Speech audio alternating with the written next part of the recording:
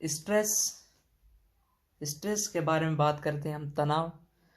तनाव क्या एक सर्कमस्टेंसेस है which put the individual from comfortable zone to uncomfortable zone. यानी कि कोई भी अपन स्ट्रेस अपन को कब आएगा, जब हम नॉर्मली किसी कंफर्ट जोन में, अब एक जगह पे बैठे हैं, अपन को अचानक कहीं कहा जाए कि आपको वो काम करना है, तो वो अनकंफर्टेबल जोन में चले गए अपन। उस कंडीशन में स्ट्रेस या तनाव की स्थिति बनती है। अपन लगातार अगर सो रहे हैं, कंफर्ट जोन में मजे से बैठे हैं, और अचानक आपको कह दिया जाए कि आपको पढ़ाई करनी है, इतने घंटे आपको आज पढ़ाई करनी है, 10 घंटे, तो वो एक कंफर्ट जोन से अनकंफर्ट जोन में चला गया। उसको लगता है कि अब मेरे से ये नहीं होगा, तो वो स्ट्रेस या तनाव कंडीशन में चला जाएगा। Stress is a type of psychological pain. Psychology pain यानी उस कंडीशन से, स्ट्रेस की कंडीशन से रिलेटेड अनइजीनेस महसूस करेगा उसके बारे में, तो वो साइकोलॉजी पेन होगा। स्ट्रेस भी टू टाइप्स के होते हैं। अगर बात करें पॉजिटिव और नेगेटिव, कि अगर लाइफ में पॉजिटिव स्ट्रेस तो होना ज़रूरी है, थोड़ा बहुत स्ट्रेस तो वो जोड़ना ज़रूरी है कि आगे बढ़ने के लिए। नेगेटिव स्ट्रेस की बात करें तो गिवन बाय, ये भी टू टाइप्स के, गिवन बाय वर्ल्ड और टेकन बाय सेल्फ।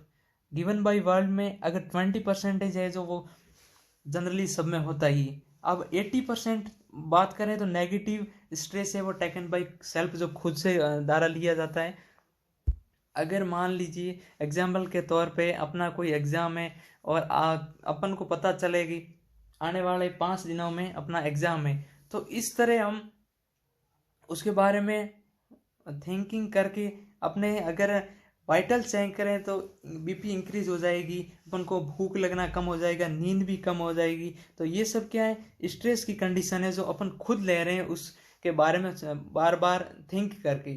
तो ये टेकन बाय सेल्फ हो गया जो नेगेटिव स्ट्रेस है।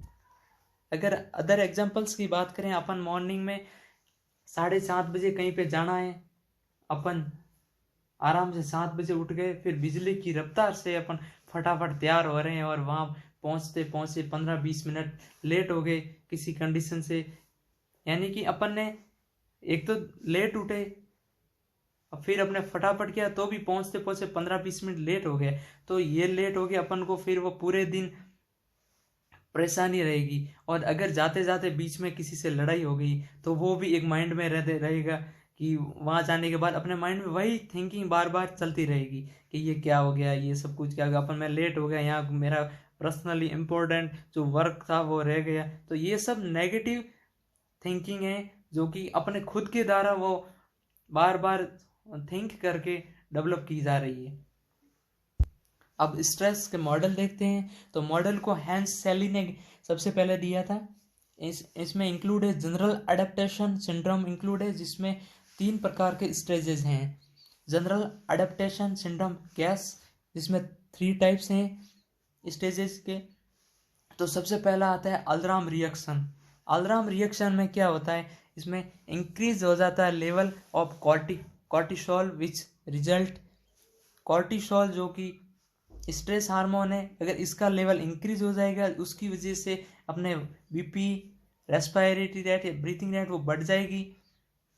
लॉस ऑफ एपेटाइट यानी भूख भी कम लगेगी। अगर अपन रोज डेली 6-7 रोटी खा रहे हैं, आज 5 ही खा रहे हैं, क्योंकि अगर वो कंडीशन डेवलप कैसे हुई, अलार्म रिएक्शन कैसे, सबसे पहले अगर अपने किसी को बोला कि आज आपका क्लास में अचानक बोलिए टेस्ट है, तो अचानक से अपने वाइटल्स इंक्रीज हो जाएंगे, बीपी इंक्रीज हो जाएगी। तो इस तरह ये अलार्म रिएक्शन है, यानी कि स्ट्रेस हार्मोन है जो कि कॉर्टिकोसोल इंक्रीज हो गया है। अगर लगातार यही कंडीशन बनी रहे, तो जिससे वाइटल तो इंक्रीज होंगे ही, धीरे धीरे एपेटाइट भी कम हो जाएगी, भूख कम लगी, और इनसोम्निया जो नींद भी कम आएगी। और नेक्स्ट है रेसिस्टेंट स्टेज। तो अलार्म रिएक्शन है, इसका फिर रेसिस्टेंट होगा, विरोध करेगा, अपनी बॉडी धीरे धीरे वही कंडीशन नहीं रखेगी, लेकिन धीरे धीरे सुधार करने की कोशिश करेगी। ये तो नहीं कह सकते कि एकदम से ट्राई करेगी, लेकिन धीरे धीरे वो पूरी तरह से ट्राई करेगी, एकदम से नहीं करेगी। तो रेसिस्टेंट स्टेज में क्या body opposed are changes against corticosterol, so corticosterol का लेवल इंक्रीज है, उसे धीरे धीरे कम करने की कोशिश करेगी, तो इसमें वाइटल साइंस धीरे धीरे नॉर्मल रेंज में आ जाएंगी। तो पहले फर्स्ट अलार्म रिएक्शन, उसके बाद रेसिस्टेंट स्टेज में। अगर अलार्म रिएक्शन के बाद रेसिस्टेंट स्टेज अगर रेसिस्टेंट स्टेज में सब कुछ नॉर्मल हो गया तब तो ठीक है। अगर कुछ नॉर्मल नहीं हुआ और वो एंजाइटी में चला गया, धीरे धीरे धीरे वो डिप्रेशन में चला जाएगा। नेक्स्ट थर्ड है एग्जॉस्टेशन स्टेज, जिसमें वो व्याकुल रहने का लगेगा क्योंकि स्ट्रेस है वो सॉल्व नहीं हुआ है, तो पर्सन धीरे धीरे एग्जॉस्टेड होगा और उसको डेवलपमेंट हो एंजाइटी धीरे धीरे डेवलप कर होगी, साथ ही डिप्रेशन का भी शिकार हो सकता है, डिप्रेशन में कन्वर्ट हो जाएगा धीरे धीरे धीरे, क्योंकि वह उसके बारे में लगातार स्ट्रेस ले रहा है। फिर एंजाइटी डेवलप होगी, उसके बाद डिप्रेशन डेवलप हो जाएगा। तो एग्जॉस्टेशन स्टेज में क्या है, if the stress has not been solve then the person may become exhausted and there is a risk for the development of anxiety and depression। एग्जॉस्टेशन में व्याकुल रहना स्टार्ट हो जाएगा, वो गम में ही रहेगा, फिक्स है उनको। अगर वो स्ट्रेस की कंडीशन उसको सुधार नहीं हो रही थी, वो बार बार उसी के बारे में सोच के उसकी कंडीशन और ही खराब होने लगेगी।